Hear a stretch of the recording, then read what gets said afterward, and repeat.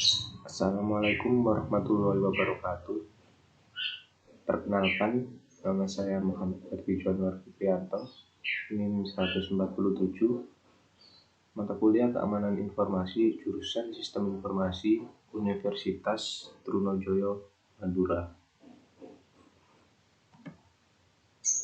Nah, di sini saya akan membahas mengenai jurnal akses kontrol yang berjudul Manajemen Kunci pada Mekanisme Akses Kontrol Komunikasi Grup pada Untrusted Public Cloud. Ini jurnal tahun 2015. Dalam jurnal tersebut terdapat 4 pembahasan. Yang pertama itu pendahuluan, kemudian yang kedua landasan teori, yang ketiga pembahasan, yang keempat hasil dan kesimpulan. Nah, di sini kita masuk ke pendahuluan. Di dalam jurnal tersebut, masalah keamanan dan privasi data menjadi hal yang sangat dipertimbangkan pengguna, apalagi dengan skala yang besar seperti perusahaan atau organisasi. Untuk menjamin kerahasiaan data yang tersimpan di cloud, dibutuhkan mekanisme akses kontrol yang diterapkan oleh provider.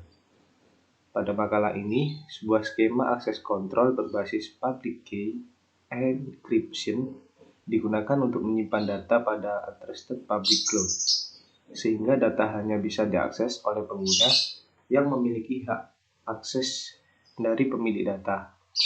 Akses diberikan untuk pengguna berdasar atribut identitasnya. Atribut ini disimpan di cloud ketika pengguna melakukan registrasi. Identitas pengguna kemudian diproteksi untuk menjamin privasi dan keamanan dari data dan pengguna. Dengan demikian, menyembunyikan atribut identitas berarti melindungi privasi dari data yang diakses oleh tiap pengguna.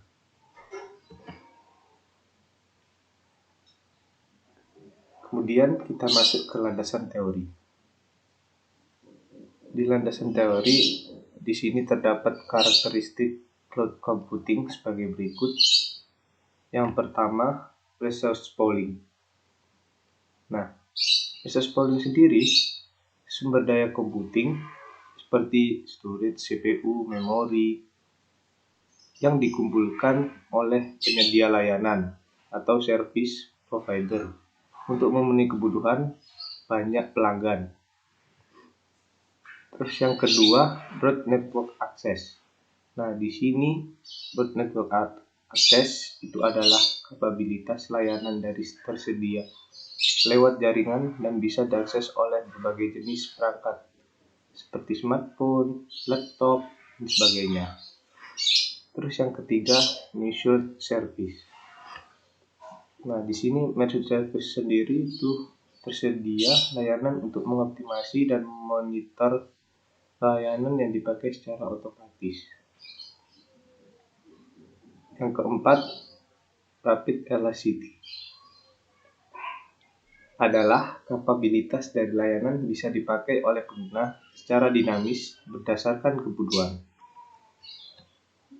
Nah, yang kelima, self-service sendiri adalah pengguna bisa mengonfigurasi secara mandiri layanan yang ingin dipakai melalui sebuah sistem tanpa perlu interaksi manusia dengan pihak provider.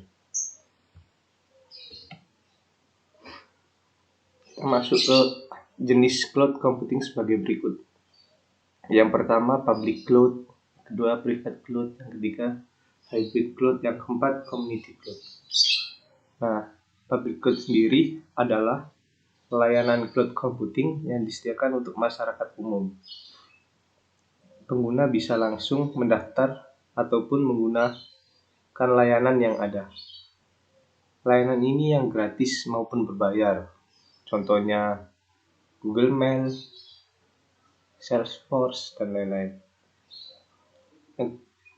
Yang kedua, private cloud. Private cloud disediakan untuk memenuhi kebutuhan internal dari organisasi atau perusahaan. Kemudian yang ketiga, hybrid cloud.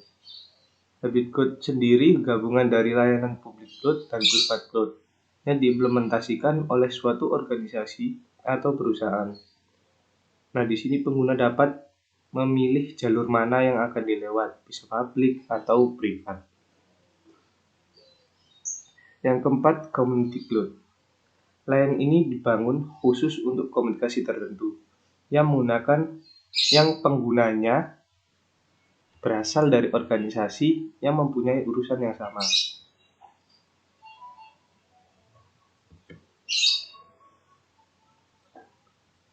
Di sini kita masuk ke group communication.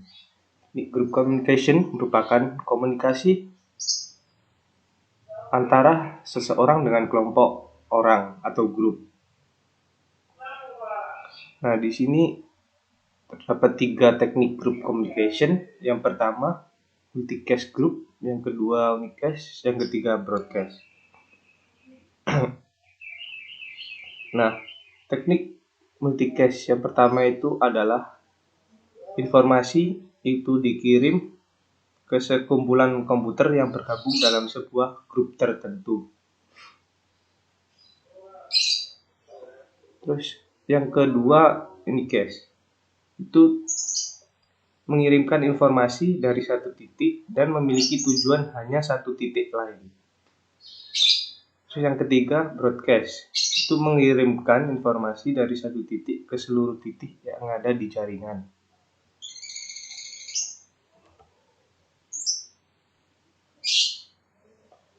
Nah, di sini terdapat skema akses kontrol untuk group communication pada cloud computing. Nah, ini skemanya. Grup akses kontrol dapat dibuat dengan menginskripsi data menggunakan kunci. Kunci ini dibangkitkan secara dinamis untuk setiap session komunikasi. Session key atau grup key dapat dibagi ke seluruh pengguna yang sah dari grup tersebut untuk mengakses data yang tersimpan di cloud server.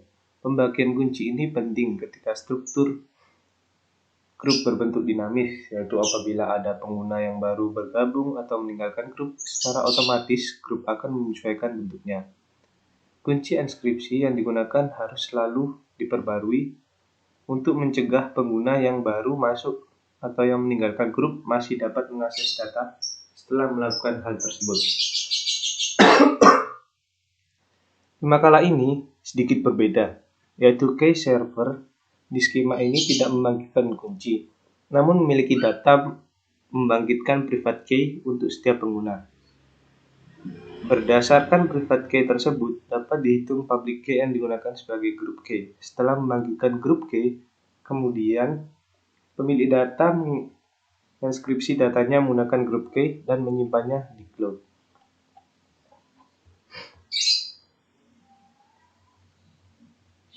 Sini masuk ke skema group key management. Proses dari pembangkitan, pendistribusian, dan pemeliharaan kunci merupakan bagian dari skema manajemen kunci. Ada 2 tipe manajemen kunci. Yang pertama, terpusat. Yang kedua, terdistribusi. Nah, yang terpusat itu pada skema terpusat, sebuah third party diperlukan untuk mengendalikan aktivitas manajemen grup. Aktivitas ini meliputi pendaftaran pengguna, pembangkitan kunci, pendistribusian kunci, dan manajemen grup. Terus yang kedua, terdistribusi. Sedangkan pada skema terdistribusi, kunci komputasi dan dipelihara dengan melibatkan seluruh anggota grup. Nah, di sini ada 2 skema terdistribusi. Yang pertama, terdistribusi penuh. Yang kedua, terdistribusi sebagian. Nah, yang terdistribusi penuh, pengguna berperan dalam pembangkitan dan pendistribusian kunci yang membantu untuk menjaga keamanan dan keanggotaan grup. Yang kedua, terdistribusi sebagian. Baik pengguna dan grup kontrol terlibat dalam pembangkitan pemeliharaan kunci.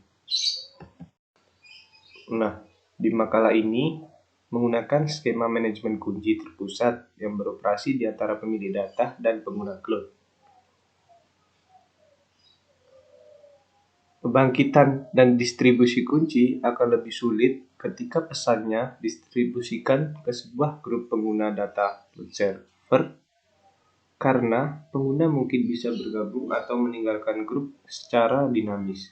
Kemudian, pemilik data membangkitkan grup key baru dan mendistribusikan ke semua anggota grup.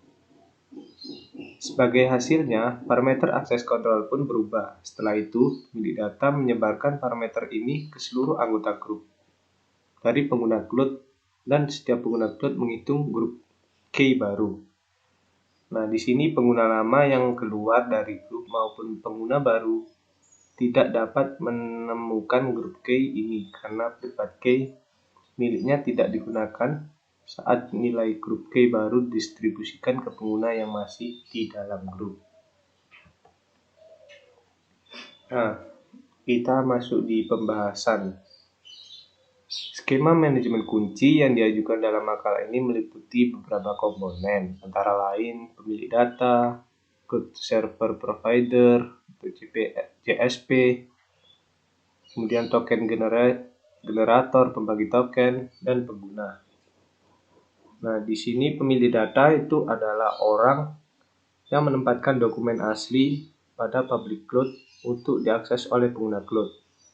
Sedangkan JSP itu mengoperasikan server untuk memelihara data yang disimpan oleh pemilik data. Sedangkan pembangkit token digunakan untuk membangkitkan sebuah token yang diberikan kepada setiap pengguna cloud untuk mendapatkan kunci rahasia dari pemilik data. Dan pengguna merupakan orang atau aplikasi yang ingin mengakses data melalui CSP, Cloud Server Provider. Nah, di dalam jurnal ini terdapat 3 modul. Proses skema manajemen kunci dapat dikelompokkan menjadi 3 modul, antara lain yang pertama modul perlindungan privasi, yang kedua modul manajemen kunci, yang ketiga modul manajemen dokumen. Nah, masuk ke modul perlindungan privasi. Modul ini disediakan untuk melindungi privasi setiap pengguna cloud. Perlindungan privasi data dilakukan dengan menggunakan token. Ada 2 tahap. Yang pertama, tahap pengeluaran token dan tahap pendaftaran token. Tahap pengeluaran token. Setiap pengguna mengirimkan atribut identitasnya ke token generator. Kemudian, token generator akan mengirimkan token identitas ke pengguna setelah menerima atribut identitas pengguna tersebut. Sedangkan tahap pendaftaran token, pengguna memberikan token identitasnya ke pemilik data, kemudian menerima nilai kunci rahasia. Nah, di sini masuk yang kedua, modul manajemen kunci. Keuntungan menggunakan skema manajemen kunci grup yaitu pembaruan kunci hanya berlaku mengganti public key saja. Private key sama sekali tidak terpengaruh dengan pembaruan tersebut. Skema manajemen kunci yang diajukan dalam makalah ini terdiri dari 5 tahap. Yang pertama, tahap inisialisasi. Yang kedua, tahap pembangkitan private key dan public key. Yang ketiga, tahap komputasi kunci. Yang keempat, tahap penurunan kunci. Yang kelima, tahap pembaruan kunci.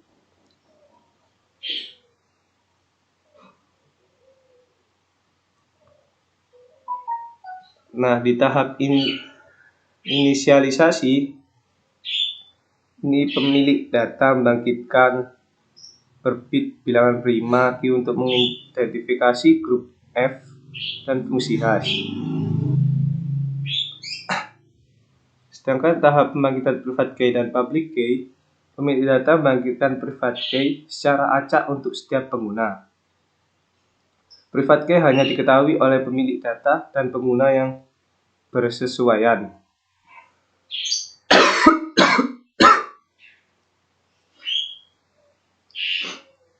Kemudian yang ketiga, tahap komputasi kunci. Pemilik data memilih grup key secara acak dari key space dan menghitung informasi publik menggunakan nilai private key setiap pengguna dan public key. Lalu pemilik data mengirimkan informasi publik tersebut ke pengguna. Informasi publik merupakan grup key yang dienkripsi dengan public key pengguna. Yang keempat, tahap penurunan kunci.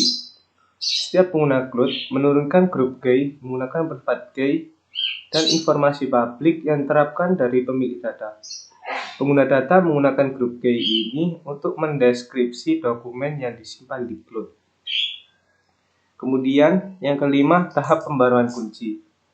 Nah, di tahap ini ketika ada anggota bergabung atau meninggalkan grup, sebuah grup key baru harus dibangkitkan dan didistribusikan kepada pengguna cloud.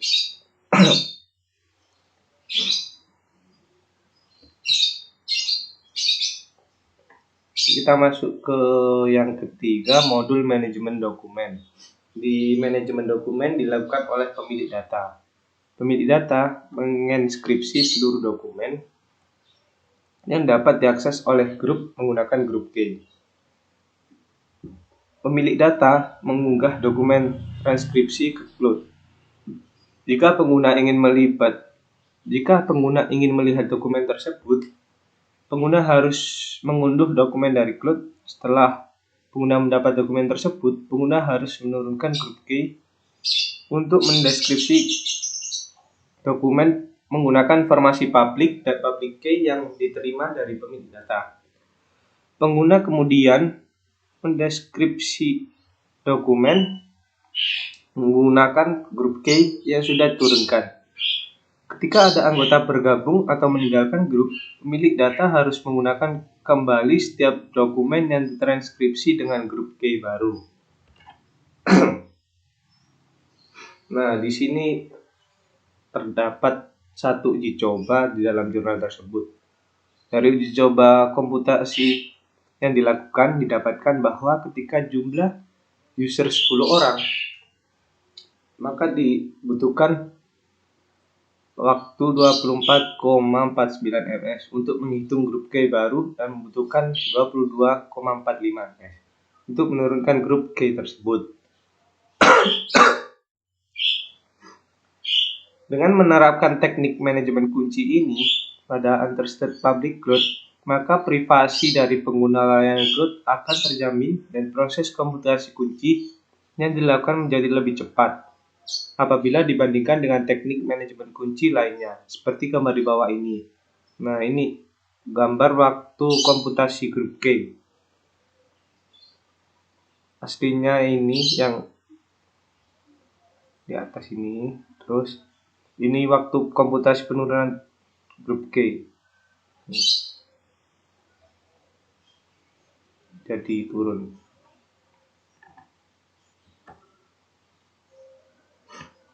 Kesimpulan dari jurnal tersebut, berdasarkan hasil analisis yang dilakukan, maka diperoleh simpulan sebagai berikut.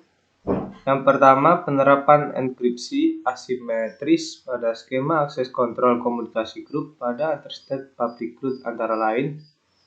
Yang pertama, public key, private key, dan group key dibangkitkan oleh pemilik data.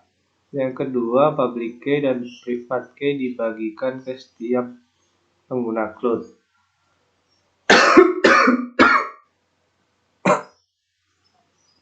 Yang ketiga, grup key dibagikan ke pengguna dengan terlebih dahulu dienkripsi menggunakan public key pengguna. Yang keempat, pengguna menurunkan grup key menggunakan private key. Yang kelima, grup key inilah yang digunakan untuk mendeskripsi dokumen yang tersimpan di cloud. Simpulan yang kedua, komputasi yang dilakukan cepat karena hanya setiap user hanya menghitung satu perkalian vektor setiap pengguna grup key. Simpulan yang ketiga, manajemen kunci pada penerapan enkripsi asimetris pada skema akses kontrol komunikasi grup pada Untrusted Public Cloud antara lain. Yang pertama, pembangkitan kunci, yang kedua, penyebaran kunci, yang ketiga, penggunaan kunci, yang keempat, perubahan kunci. Nah, di sini jurnal yang saya ambil, ini referensinya TTP.